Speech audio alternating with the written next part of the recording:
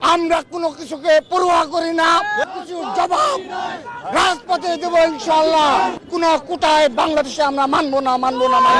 পল্টনকে target করে তারা ভেবে নেয় যে এখানে হয়তোবা এক দুটি বিস্ফোরণ ঘটিয়ে ছাত্রদলকে দমন করা যাবে। আমরা বলতে চাই, বিগত আমাদের প্রায় 5 শতাধিক নেতাকর্মী গুম হয়েছে, খুন হয়েছে। আমরা কোনো কিছুকে পরোয়া করি না, পরোয়া করে না। সবকিছুর জবাব রাজপথে দেব ইনশাআল্লাহ। প্রিয় নেতৃবৃন্দ, আমরা বলতে চাই, এই অবৈধ সরকারের এজেন্টদের বলতে চাই, আপনাদের জবাবদিহিতা আমরাই করব।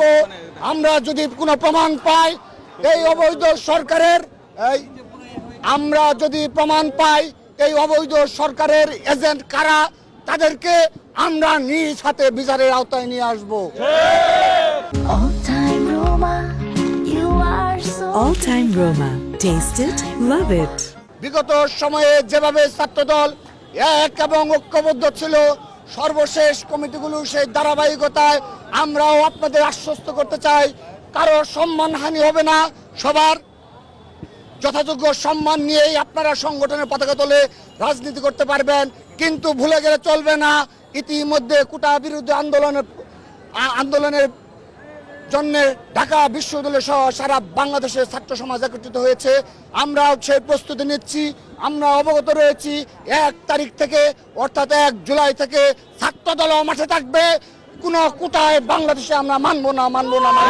এর কোনো ঘটনা নেই। এখানে যে মূল বিষয়টা ছিল, এখানে তো সবসময় আপনারা দেখতে পাচ্ছেন, আজকে প্রায় আপনি যদি স্কাউট মার্কেট থেকে এই নয়াপল্টন মসজিদ যে রয়েছে, কেন্দ্রীয় জামে মসজিদ, সেই পর্যন্ত কিন্তু আমাদের নেতাকর্মী অবস্থান গ্রহণ করছে।